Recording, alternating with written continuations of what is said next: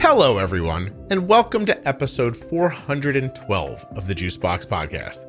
Think of today as a pep talk for Thanksgiving. Today, we're just going to talk about how Arden is going to manage on Thanksgiving Day, which, if I'm being honest, really is about how we manage every other day, just that people seem to get very nervous around these holiday situations. And I understand why. There's probably more grazing and snacking. There's also a lot of variables in what you're eating. We'll break it all down, talk about how I'm going to attack it, see if you can't find some good ideas in here for yourself. Please remember while you're listening that nothing you hear on the Juicebox Podcast should be considered advice, medical or otherwise. Always consult a physician before making changes to your healthcare plan, becoming bold with insulin, or stuffing your turkey. And that's not some weird euphemism. I actually think when you stuff the turkey, you can mess it up and cause a problem. Is it trichinosis? Botulism? Botulism. That sounds like something to do with a can. All right, so before we get to everything else, let's just figure out what undercooked poultry does to you. I'm looking. Hold on. Cooking your stuffing in the turkey. They're calling that a mistake to avoid. I can tell you personally, I used to put my stuffing in the turkey, but it slows the cooking time way down. It doesn't allow an even heat to go through the bird. And I don't do it anymore. I prepare my stuffing. I actually make it by hand. I bake the bread. I tear it up days in advance, let it become stale almost, and then combine it with a whole bunch of different stuff. Not the point. I make my own stuffing. Make the stuffing, and then I put it in a pan and bake it in the oven. Because I found when I put the stuffing in the bird, it took too long to cook. And I wasn't getting a cook through the way I wanted. So now I'm drying the outside of the turkey to cook the internal portion. All right, what? Hold on a second. Uncooked. I know we'll get to the rest of it. Just give me a second. Turkey causes... Wow. Raw and undercooked meat and poultry can make you sick. Most raw poultry contains, Campylobacter. Campylobacter needs a better name. It also may contain salmonella, Clostridium perfringens, and other bacteria. Raw meat may contain salmonella. E stands for ew in this situation. How long does it take to get... I'm falling down a rabbit hole here. How long does it take to get food poisoning from turkey? 12 to 72 hours. The symptoms usually last around 4 to 7 days. Wow. Cook your turkey. You know poultry has to be cooked to 165 degrees, right? Hold on. Turkey done 100% right. Yes. 165 degrees. A whole turkey is safe when cooked to a minimum internal temperature of 165 degrees Fahrenheit, as measured with a food thermometer. Check the internal temperature in the innermost part of the thigh and wing, and the thickest part of the breast. All right. There's our little turkey tutorial. Ooh, I just found the name of the episode by mistake. Turkey tutorial. That'll be fun. All right, I'll do that. Let's talk about some other stuff. Everyone freaks out around holidays. Oh my God, we're going to be snacking all day. There's food in the house. There's bowls of food on the cabinet. There's grazing. I hear you. Maybe this COVID Thanksgiving might not be exactly the same as most, but still, it's here, right? You're going to get up, have a breakfast. There's going to be a big lunch or a big dinner, grazing in between, pie, I'm assuming, cookies, a gluttonous extravaganza. Here's how I think about a meal with insulin. First, I wonder, how long does it take for the insulin to start working? How long till it affects the blood sugar? And how long will it last in the body? That's my first thing. How does the insulin work in Arden? First thing to consider. Second thing, what is Arden eating? Carbs. How many? That's easy, right? You count the carbs. Everybody's like, no, it's not easy, Scott, because stuffing, and it's pretty easy. You know what I'm saying? Handful of stuffing-ish is probably a piece of bread and a half, something. You gotta wing it a little bit. I didn't mean wing it because of the turkey. You got to just kind of roll with it. You got to look and guess, be kind of aggressive, but still the most important thing here is pre-bolusing. Getting your insulin in and working so that it can time itself up with the impact of the food. So what we're talking about here is timing. So that the insulin kind of comes online at the same time that the food comes online. Meaning while the food is pulling up on your blood sugar, You want the insulin to be pulling down. You want them to get involved in a tug of war that no one wins. That's how you keep a stable line. When you see people's lines are super stable on their graphs, but they have food in there and they're like, I bet you can't find the bagel. When people do that. Hold on, water. I'm sorry, I've been sick.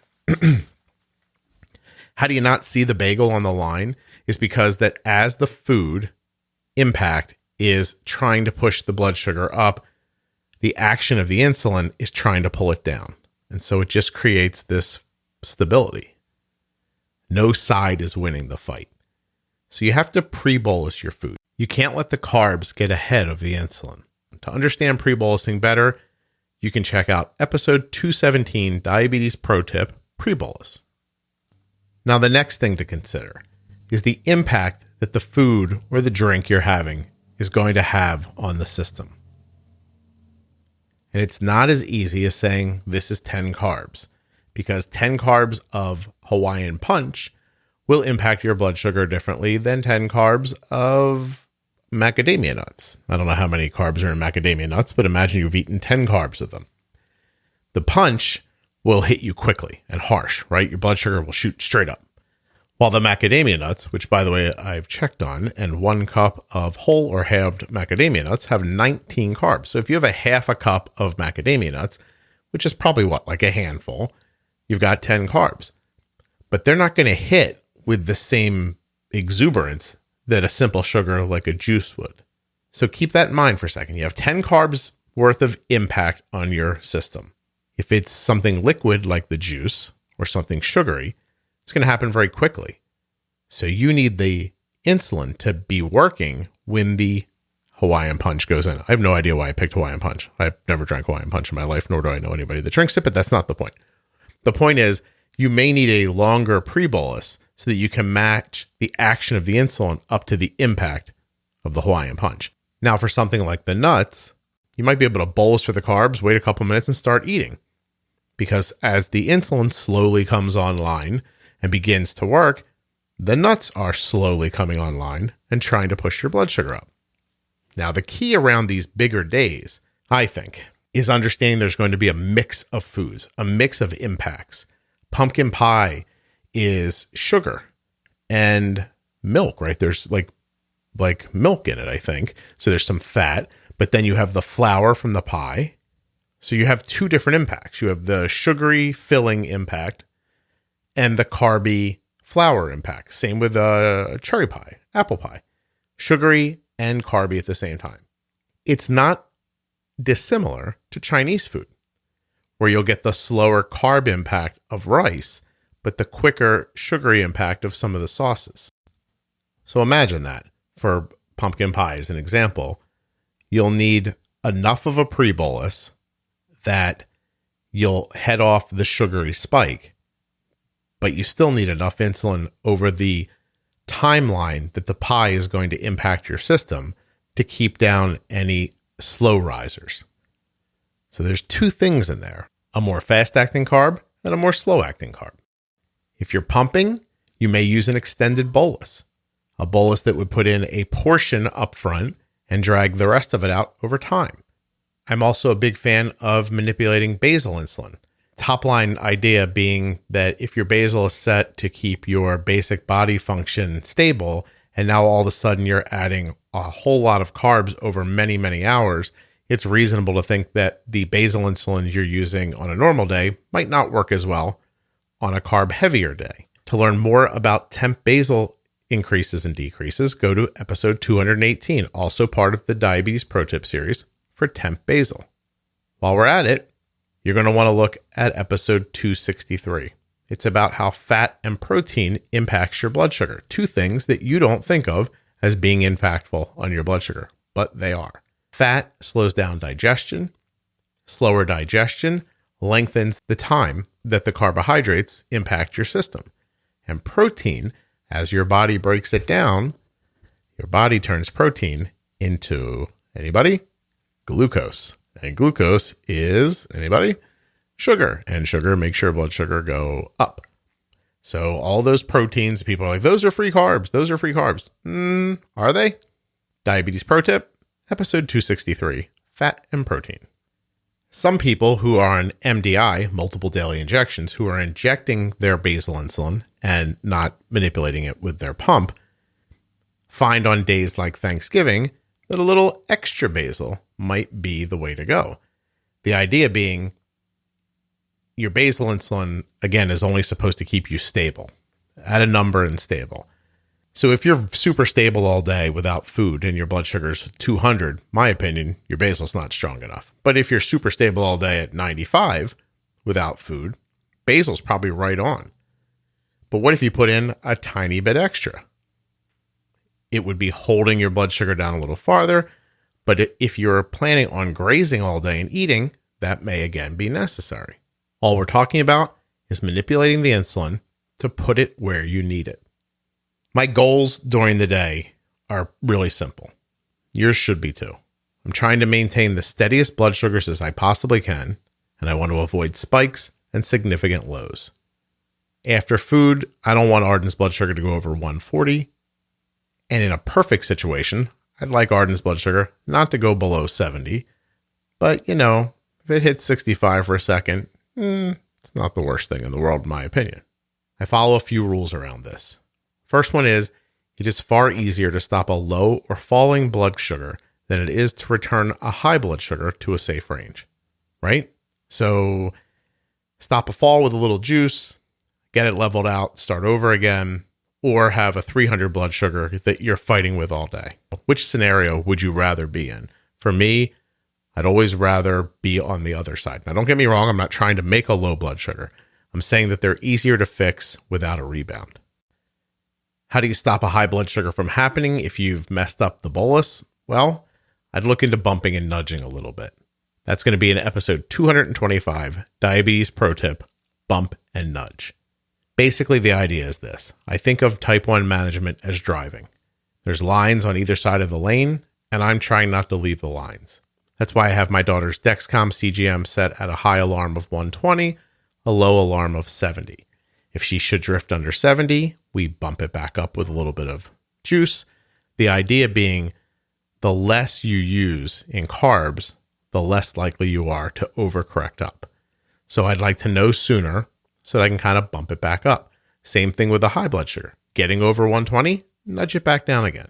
Again, the idea being the amount of insulin that it takes to turn a 120 that's rising into a 90 that's stable is far less insulin than it would take to turn a 200 into a 90.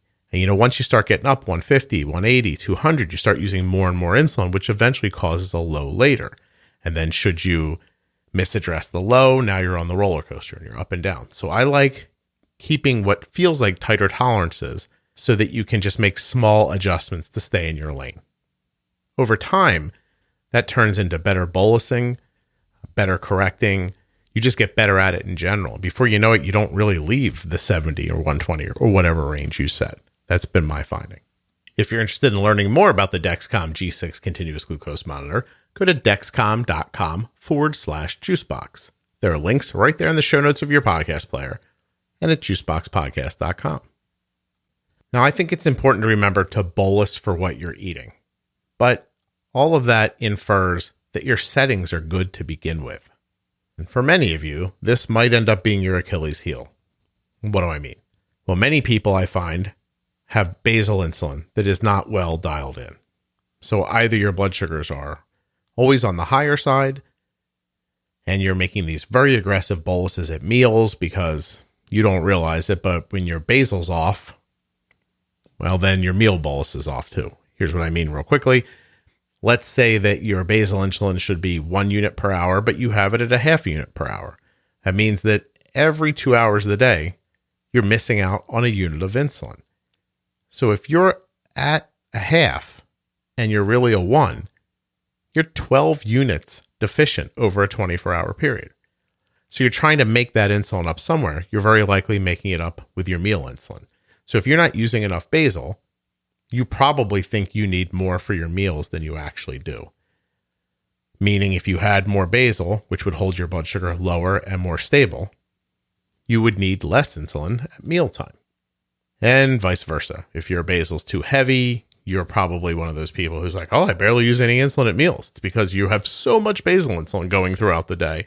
You're basically feeding the basal to stop you from getting low. Does that make sense?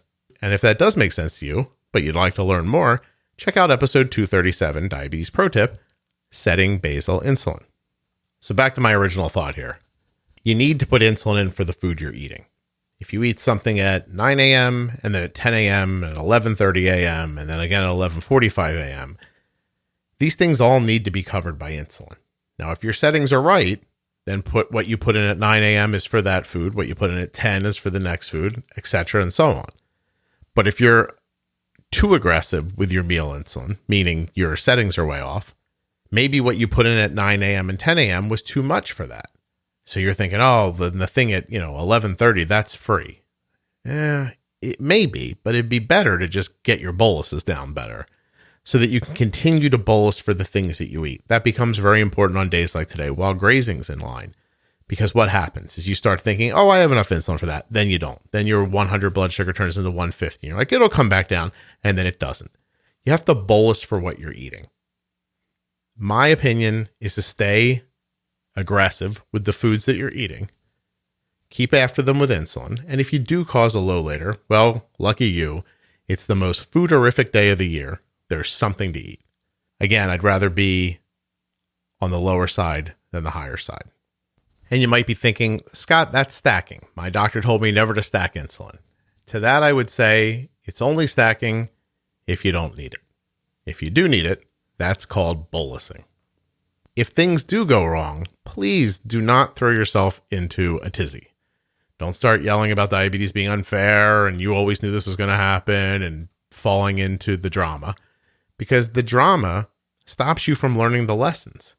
Because everything that happened is right there in front of you. You can see, I bolused here, then this happened. I wanted that to happen. Next time I should bolus a little more or a little less or a little sooner or a little later. You don't want to give up the lessons. They're hard fought, right? And you don't want to keep having to have them over and over again just to learn them. So get rid of the drama. Try to figure it out. You can do it. You can absolutely do it. Make your best guesses about carbs. Keep in mind that potatoes are going to hit a little more substantially than, I don't know, green beans, right? Green beans still have carbs in them, I think. Green beans, carbs. I don't really eat green beans. Hold on a second. Yeah, green beans have carbs. A cup of green beans has 7 carbs.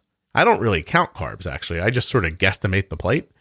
And you probably can too if you have enough. If you have enough, time in the simulator and you've really been able to figure it out. You just sort of look down, you go, I'll tell you right now, here's how I do a plate. I go potatoes, 30, piece of bread, 20, turkey, 10, beans, 10. What do we got here? Cranberry sauce? I don't know. A little bit of it, 5. I just roll like that. I just bang, bang, bang, bang, bang. Insulin goes in, good pre-bolus. Get a good fight set up between the food and the carbs. And then correct on the backside if you have to. You may have to correct with insulin, and you may have to correct with food. I'm not sure. But sitting around and waiting and crossing your fingers is not a good plan. I would much rather punch first. That's sort of how I think about bolusing. Because this is a sports metaphor, so I'm sorry if you don't get it right off the bat. But you need to dictate the pace, right? You come out swinging, any way you want to think about it. You act first so that the next thing that happens is because of you, because at least that you can measure, right? When you cover your face and you're kind of hiding and you're just hoping not to get knocked out, you don't know what's happening to you. You don't know why your blood sugar is doing what it's doing. But at least you can say, you know what? I had an eclair. I thought it was 35 carbs. My blood sugar went to 200. And later I had to correct with another unit. So next time I'm going to get that unit into the original bolus. I'm going to say, I guess that eclair, maybe it is 35 carbs, but it punches like it's 45 carbs or whatever. Your numbers may vary. But the idea is there. I learn from that. I move on. The next time I have an eclair, I do a better bolus job. That's it. Get out, be aggressive. Don't be scared. Do your best. Test, especially if you don't have a Dexcom CGM. Test, use your meter. My daughter loves the Contour Next One meter. And you can learn more about it at contournext.com/juicebox. But that's how we roll. Arden pumps. I should have said that up front. Arden has an Omnipod. She's had an Omnipod since she was 4, and she is 16 now. As a matter of fact, if you'd like to learn more about Omnipod, you can go to myomnipod.com/juicebox, and Omnipod would be delighted to send you a free, no obligation demo pump. You can actually try it in your home, see if you like it. But that's beside the point. I digress. You have to do what you have to do. Whether you're on MDI and you're going to be a little more aggressive with basal for Thanksgiving, or you're on a pump and you think to yourself, yeah, this is the second day of my Omnipod, but my site's starting to get a little funky, so I'm going to change my insulin pump the night before Thanksgiving. So I have a nice, fresh infusion going on Thanksgiving Day. Those are the kind of little things you can do to prepare. From there, don't get behind, because when you start chasing blood sugars, it takes a special kind of ninja level to crush a high, bring it down, and get it stable again. So as corny as it sounds, you'll never get high if you don't get high. Make sure your basal's right. Learn your pre-bolus times. Understand the differences in different glycemic loads and glycemic indexes of foods, i.e. how hard and how fast they hit you, and go for it. Test when you need to test. Be ready, but don't let it ruin your day. You know what I'm saying? You can have a good day too. And if you're catching this one the day before Thanksgiving, you're like, well, this would have been helpful last month. The podcast is always here for you. We'll get it. Let's get it together for Christmas dinner, right? It's doable. It's very, very, very, very doable. For perspective, my daughter's A1C has been between 5.2 and 6.2 for almost 7 years. She has no diet restrictions. Her blood sugars are very stable. Her time in range is excellent. She has the consistency that you want. And the only thing I know how to do is use insulin. Everything else is extra. There's a ton of variables. Don't get me wrong. A lot more than what we spoke about here today. As a matter of fact, in episode 231, Diabetes Pro Tip Variables, we talk about a lot of them. We talk about a ton of stuff, how exercise impacts things. And there's no doubt that it'll take time for you to understand all the variables in a way that's actionable in the moment, but it is incredibly doable. So if this is your first time hearing the podcast, I hope you jump into those pro tip episodes and see what you can figure out. They're all available at diabetesprotip.com or right here in your podcast player. And if you're a long-time listener and you're just looking for that pep talk for Thanksgiving, go get at it. You can do it. Oh, you know what I should say? If you're going to have time around family and friends who don't understand diabetes and you wish they understood it better, episode 371 explains type 1 diabetes to an outsider. Maybe then mom will understand why you're a little agitated because all the different pies are coming and nobody told you how many carbs are in them, and et cetera, and et cetera. All right. I really enjoyed this. I hope you have the happiest of Thanksgivings. I know you can do this. And if you need help, check out the private Facebook page for listeners of the podcast, Juicebox Podcast, Type 1 Diabetes. There are over 7,000 people in there talking about management. And if you have a quick question, I can't think of a better place to ask. I want to thank the sponsors, even though there weren't really sponsors on this episode, but I slipped them in. You know what I'm saying? The Omnipod tubeless insulin pump. You can get a free no obligation demo of the Omnipod sent directly to your home by going to myomnipod.com/juicebox. You can learn more about the Dexcom G6 continuous glucose monitor at dexcom.com/juicebox.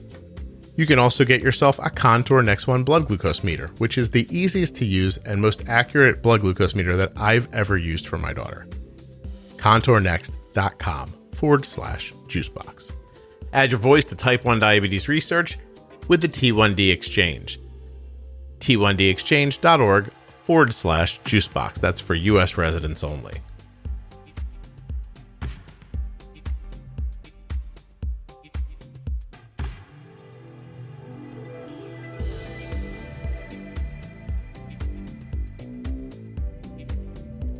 You know, I cook every year at Thanksgiving, and the one thing I can't figure out is how to make gravy myself. I am bad at it. I know it's something to do with the drippings and flour, and there's whisking involved, but I just can't do it.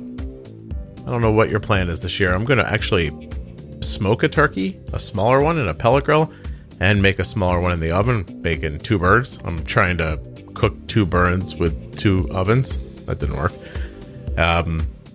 trying something new, but didn't want to mess up and have everybody be like, oh, great, this sucks. So I'm going to double up on the birds this year and see which one flies. That was a terrible joke. Mashed potatoes I'm great at. Going to be some yams, beans, vegetables, cauliflower, making some fresh bread. Like I said earlier, I make the stuffing myself. Learned it from my grandma. I hope you have a great day too. No matter what your tradition is, I think you can do this. I swear you can. Let me just leave you with this. If you told me I could, in 2 sentences, explain diabetes on Thanksgiving to you, I'd say, get ahead and stay ahead. And then if you didn't cut me off right away, I'd say you have to get your basal rates right. You need to learn how to pre-bolus. And please understand the different impacts of different foods. That's really the basis of this. That's enough to get you through tomorrow. And those pro tip episodes, they'll teach you the rest. Thank you so much for listening. Have a happy Thanksgiving. There's a lot more coming on the show between now and the end of the year. I actually have a doctor coming on next week who is so well versed in treating thyroid issues. I just recorded with her today. It's an absolute joy, a treat you're going to love. And you know what? I might as well say here, all the sponsors are back in 2021, and I'd like to thank them. Dexcom, Omnipod, Contour Next One, Touched by Type 1, Gvoke HypoPen, T1D Exchange. Their support allows the podcast to get produced the way it does. I'm sitting in front of a microphone the day before Thanksgiving recording this for you because this is my job. And I get to have this amazing job because you guys support the show, and your support leads to ad support. And ad support pays my bills, and then I get to sit here and do this. So it's a circle of life kind of a situation for everyone except the turkey.